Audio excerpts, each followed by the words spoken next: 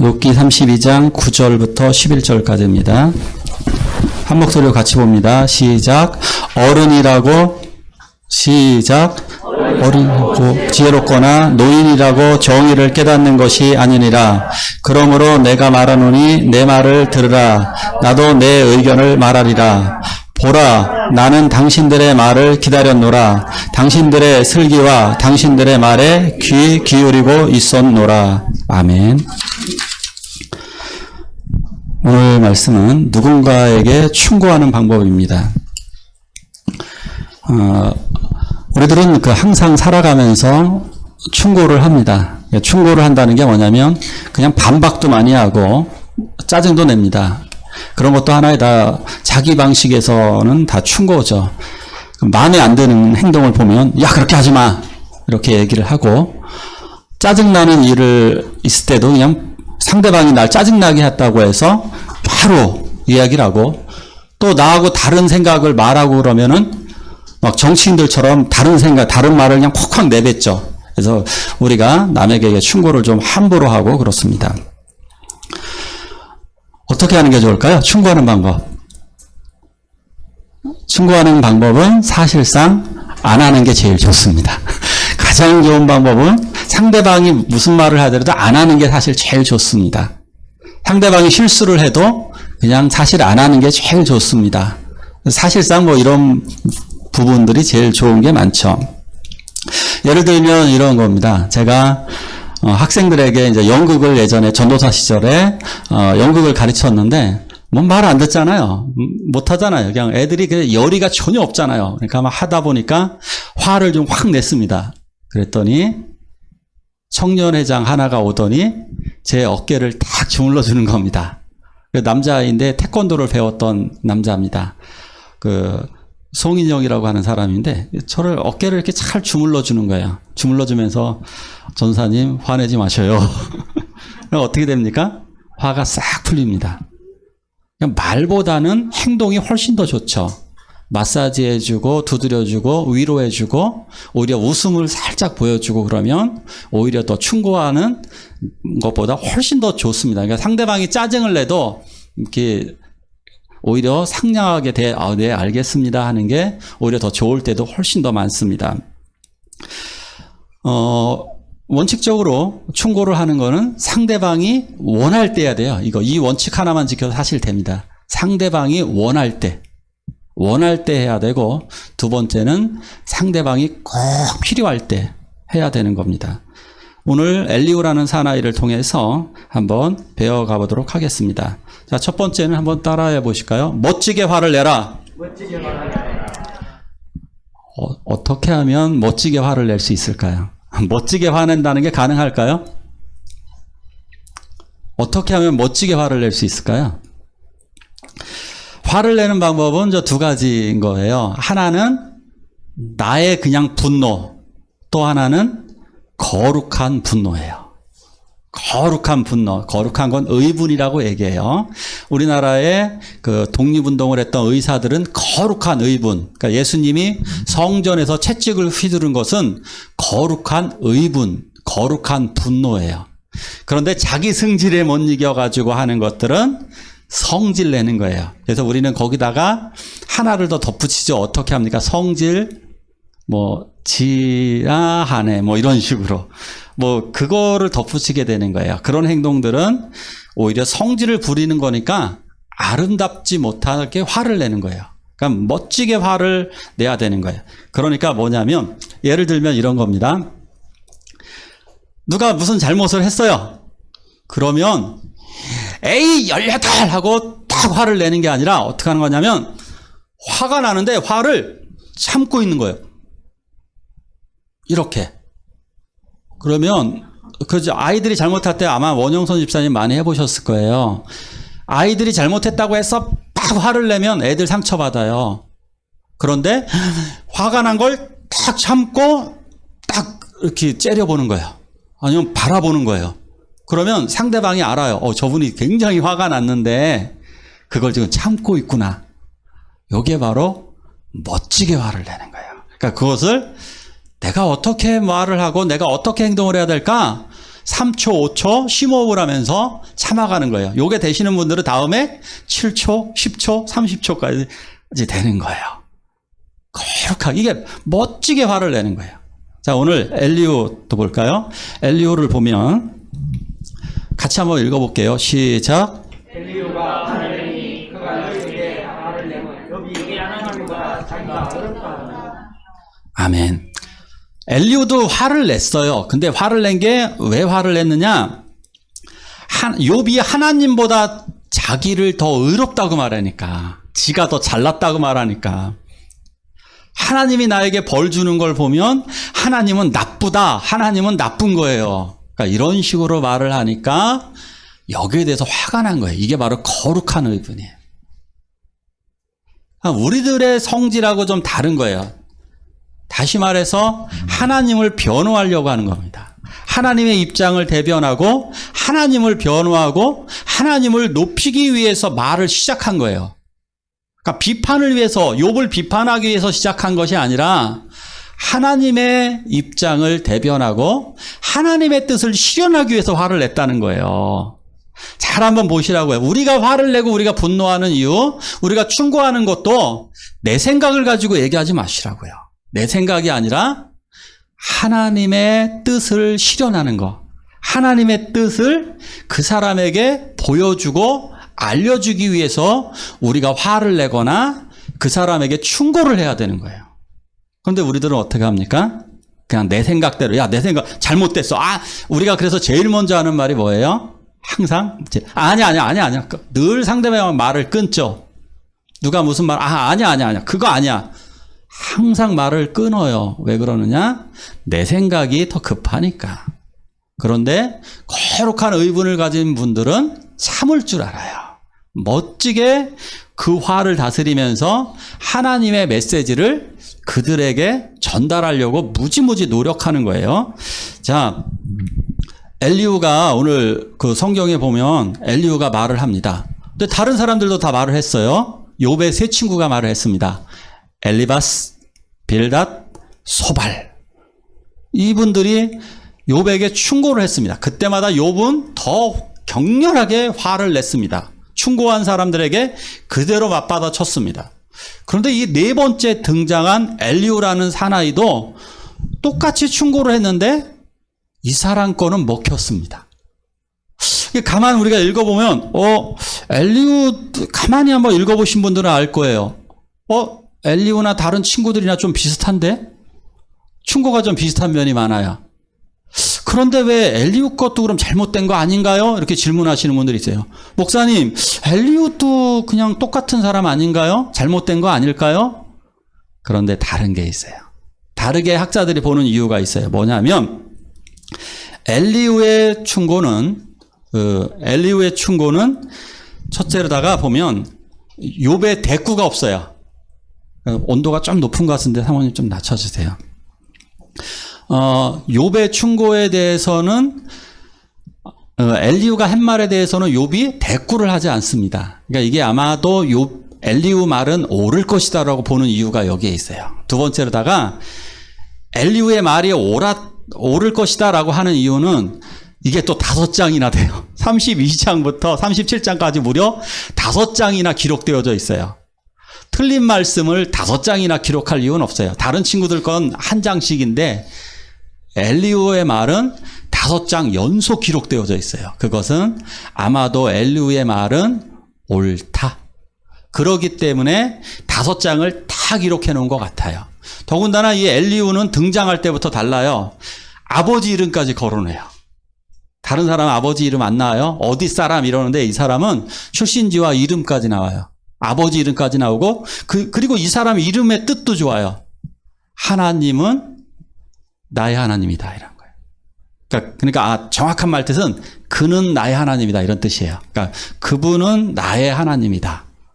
이런 이름의 뜻을 있기 때문에 이분이 히브리식 이름을 가진 믿음의 사람임이 아주 명백하게 사실이에요. 그리고 마지막으로다 이분이 더 왜 옳으냐라고 이야기를 하면 다른 3명에 대해서는 하나님이 나중에 책망을 하셔요. 너희들 너희들 잘못됐어 라고 분명히 책망을 하시거든요. 그런데 엘리후에 대해서는 한 말씀이 없으세요. 그리고 엘리후가 말한 다음 엘리후의 말의 내용과 하나님의 질문 내용이 비슷해요. 그래서 아마도 엘리후가 하나님을 만나게 해주는 접촉점 역할을 해주는 것 같아요. 우리도 그래서 결국에는 이렇게 엘리후처럼 우리가 누구에게 충고하는 이유는 하나님을 만나게 해줘야 되는 거예요. 하나님을 만나게 해주는 화를 내게 한다면, 그렇게 충고하고 그 사람에게 도움의 말을 준다면 그분들은 예수님께로 돌아오게 될 거예요. 그러니까 내 말이 상대방에게 먹히는 게 중요한 게 아니에요. 내 말을 상대방이 듣는 게 중요한 게 아니에요. 그분이 내가 혹시 말한 것이 도움이 되어서 하나님을 만나게 하는 것, 그것이 정말 가장 중요한 충고 방법인 겁니다. 첫 번째. 자, 두 번째 볼까요? 같이 한번 읽겠습니다. 충분히 들어라. 시작. 충분히 들어라. 오늘 여기서 엘리후가 이렇게 얘기합니다. 나는 당신들의 말에 귀를 기울이고 있었노라. 이분이 왜 이렇게 얘기하느냐면 나이가 가장 어렸거든요. 나이가 어렸기 때문에 다른 어르신들의 말을 다 기다리고 있었어요. 다 듣고 있었어요. 제가 주변에서 바라본 손 중에 최고 예쁜 손이 있었어요. 박혜령 선생님이 손이 굉장히 예뻐요. 한번 나중에 저는 이렇게 호호하고 웃는데 손을 봤더니 내가 본 사람 중에 손이 가장 예쁜 손을 가지고 있더라고요. 근데 박혜령 선생님보다 더 예쁜 손은 무슨 손일까요? 맞추셔야죠. 바로 겸손이에요. 겸손보다 더 아름다운 손은 없습니다. 겸손은 상대방의 말을 충분히 들어요. 겸손한 사람은 들어요. 겸손하지 않은 사람은 충고를 먼저 하는 거예요. 잘못됐다라고 사사건건 이야기하는 거예요. 말 아니라고 이야기하고 그렇게 하지 말라고 이야기하고 이렇게 하는 이유가 뭐냐? 겸손하지 않기 때문이에요. 겸손한 사람들은 충분히 상대방을 듣는 거예요. 말하는 게 이상하거든요. 대부분 사람들이. 그죠? 내 마음에 안 들어요. 그러면 그래도 그렇지. 그렇구나. 맞아. 그럴 수 있지. 이렇게 얘기해 주는 거예요. 충분히 들은 다음에 내가 말을 하는 거예요. 이런 부분 때문에 엘리후는 상대방의 말에 귀를 기울였기 때문에, 그것도 언제 말했느냐? 성경을 자세히 보시면 알지만 다른 사람들의 말이 끝나고 아무도 말하지 않고 침묵 시간이 계속됐거든요. 그때 얘기를 꺼낸 거예요. 자, 이제 내가 한 말씀 드려도 좋겠습니까? 이렇게 얘기하는 거예요. 자, 세 번째 보겠습니다. 또 세 번째도 읽어볼까요? 시작. 상대방의 이해를 구하라. 여기 말씀을 보니까 이렇게 얘기합니다. 나를 잠깐 용납하라. 내가 하나님을 위하여 말을 할 거야. 나를 용납하라. 이게 뭐냐면 충고하는 방법. 내 이야기 잘 들어주실 수 있어요? 이렇게 얘기하는 겁니다. 상대방이 뭔가 실수하고 상대방이 잘못하고 상대방이 문제가 많을 때 먼저 어떻게 이야기를 해야 되냐면, 내 이야기를 잘 들어줄 수 있어요? 혹시 내가 한 말씀 드리려고 하는데 드려도 될까요? 이렇게 얘기하는 거예요. 근데 상대방이 어떻게 해요? 아니? 그러면 하지 마세요. 절대 안 들어가요. 절대 안 들어가요. 싸움만 나고 오히려 상처만 받아요. 아니? 그러면 대답도 안 하면 또 하지 마세요. 그런데 네, 해주세요. 하세요. 해봐. 라고 얘기하면 그것도 해봐! 이러면 하지 마시고 네, 해도 좋아요. 그러면 그때 해주세요.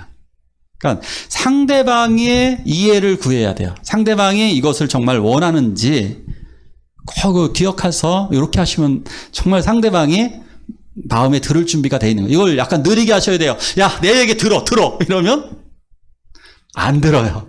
안 들어요. 그 사람 이미 닫고 있어요. 근데 차분하게 내가 좀 한마디를 좀 너를 위해서, 당신을 위해서 하고 싶은데 혹시 들어줄 수 있습니까? 라고 이야기를 정중하게 하는 거예요. 그러면 상대방이 그래, 오케이, 좋아. 그러면 그때서 이제 부드럽게 말을 시작하는 겁니다. 그러니까 누가 충고를 해야 되느냐? 바로 이런 자격이 있어야 돼요. 자격이 되게 중요합니다. 그런데 성경적으로는 누가 충고를 해야 되느냐? 교회 안에서도 믿음의 깊이가 있는 사람. 오늘 여기 엘리후를 보면요, 믿음의 깊이가 굉장히 좋아요. 믿음의 깊이가 엘리후만큼 좋은 사람이 이 3명 친구들 중에 없었어요. 한번 좀 볼까요? 밑에 좀 볼게요. 이렇게 얘기합니다. 하나님은 사람보다 크시다. 당연한 말이지만 이러한 생각으로 살아가는 사람이에요. 그러니까 뭐냐면 믿음의 깊이가 좋다라고 하는 것은 두 가지 의미가 있어요. 성경적으로는. 첫째는 하나님을 많이 안다. 두 번째는 그 하나님의 말씀대로 살아가려고 무진장 애를 쓴다. 그래서 그렇게 살아간다예요. 그러니까 우리가 믿음이 좋다. 그것은 하나님을 바르게 알고 하나님의 말씀을 실천 잘 하시는 분. 그런 분들이 누군가에게 충고를 해줄 때 도움이 되는 거예요. 자기는 그렇게 살지도 못하면서 충고를 하거나 무슨 말을 하면 그건 아니라고 막 이렇게 얘기하면 화가 팍 올라오는 거예요. 상대방은 절대 듣지 않고 오히려 정확한 거 하나님이 싫어하세요. 욥기서의 결론도 나오죠. 하나님이 미워하셔요, 진짜. 너부터 잘해 이렇게 얘기하는 거예요. 그러니까 내가 정말 하나님을 향한 사랑의 마음이 있고 믿음의 깊이가 있으신 분, 신앙의 그 깊이가 있으신 분들이 모범적으로다가 그분에게 대해서 조심스럽게 말을 해야 돼요. 그러니까 두 번째 이런 이야기도 다 큰 은혜가 되는 거예요. 너가 욥이여 당신이 겹겹이 쌓인 구름 알아? 구름의 이치를 알아? 이렇게 얘기하는 거예요. 당신이 이 번갯불의 이치를 알아? 번갯불이 바다 끝까지 저 미치는데 깊은 바닷속까지도 번갯불이 미칠 수 있는데 그거 어떻게 만들어지는지 알아? 어떻게 하나님이 그것을 만들었는지 알아? 이렇게 얘기하는 거예요. 그러니까 욥은 할 말이 없는 겁니다. 하나님은 이런 분이셔. 하나님이 이런 능력, 이거 안다 할지라도 또 이렇게 얘기하면 끝이 없죠. 할 말이 없죠. 너 번갯불을 만들 수 있어? 이런 거예요. 그러니까 이런 식으로 하나님도 그렇게 얘기하셔요. 너 그거 아니? 너 그거 할 줄 아니? 이렇게. 너 그거 알아? 그거 할 줄 알아? 이렇게 얘기하는 거예요. 다시 한번 말씀드릴게요. 너 하나님의 말씀 알아? 너 근데 하나님의 말씀대로 그렇게 살고 있어? 자신이 먼저 자기에게도 얘기해야 돼요. 나는 그렇게 하나님의 말씀대로 살고 있나? 그렇게 알고 있나? 그렇게 알고 그렇게 살고 있나? 그래야 상대방에게 할 말이 생기는 거예요. 그러니까 이런 부분에 있어서 엘리후는 그런 사람인 거예요. 엘리후는 이 신앙의 깊이가 깊어요, 보니까. 이분은 하나님에 대한 지식만큼은 뭐 실제 생활은 욥처럼 신실하지 못했겠지만 아마도 하나님에 대한 지식만큼은 굉장히 대단했던 사람 같아요. 그렇기 때문에 이분을 하나님이 사용하셨던 것 같아요. 오늘날도 이 엘리후의 메시지가 그래서 우리들에게 깊은 울림을 주는 것입니다. 자, 네 번째 같이 읽도록 합니다. 시작. 하나님의 충고가 뜻을 깨닫게 아멘. 결국 충고는요, 꼭 기억하십시오. 하나님의 일을 깨달아야 해요. 오늘 사실상 거의 이 설교의 결론인데요. 하나님이 충고하시는 거예요. 충고를 우리 자꾸 내가 하려고 그러니까 안 바뀌는 거예요. 내가 하니까, 내가. 하나님이 하셔야 돼요. 그래서 어떻게? 성령이 책망하시는 역사가 있는 거예요. 성령이 오시면 그가 죄에 대하여, 의에 대하여, 심판에 대하여 세상을 책망하시리라. 세상 사람들을 책망하는 거. 모든 사람들. 성령이 우리들을 책망케 하시는 역사. 책망이라는 말을 다른 말로 깨닫게 하시는 역사. 성령이 우리들에게 하나님의 말씀을 깨닫게 하시는 역사예요. 그러니까 여러분들이 이 하나님의 말씀에도 오늘도 은혜를 많이 받으시려면 그 두 가지를 해야 되는 거예요. 하나님의 말씀을 제가 잘 깨닫게 해주십시오, 성령님. 성령님 하나님의 말씀을 잘 깨닫게 해주십시오. 그리고 또 오늘 전하는 목사님이 자기의 생각대로 말하는 게 아니라 하나님의 성령님의 말씀을 그대로 전하게 해주세요. 그리고 마지막 또 기도를 하나 덧붙인다면 하나님 제가 그 말씀대로 꼭 살게 해주세요. 성경 읽을 때도 내가 이거 기가 막힌 거 깨달았네? 이거 진짜 이거 나만 깨달았을 거야. 그 사람이 이단되는 거예요. 그 사람 사탄에게 붙잡혀요. 그렇지 않아요. 하나님이 이걸 나에게 깨닫게 해주시는 게 너무 감개무량한 거예요. 내가 이 말씀대로 살아야 되는데. 말씀 앞에서 자기를 돌아보고 그 말씀대로 살기 위해 몸부림을 치는 거예요.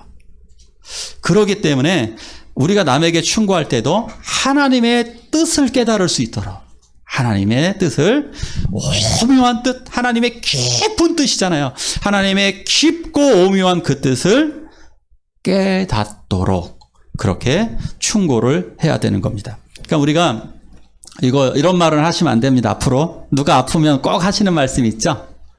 우리 다 해보셨어요. 장로님, 집사님, 권사님들 우리 다 해본 말이 있어요. 뭐요? 하나님의 뜻이야. 이제 그 말은 하지 마세요. 맞는 말인데 하지 마세요. 왜냐하면 그거 모르거든요. 그 다친 게 꼭 하나님의 뜻인지는 그 뜻의 의미가 하나님이 원해서 시켰어 뭐 이런 의도가 있기 때문에 뭐냐면 이렇게 얘기해야 돼요. 지혜롭게. 하나님의 뜻이 있을 수 있어. 그러니까 하나님의 깊은 뜻이 너에게 있을 수 있어. 그러니까 하나님이 왜 이런 일을 주셨을까? 깊이 좀 생각해 볼래? 라고.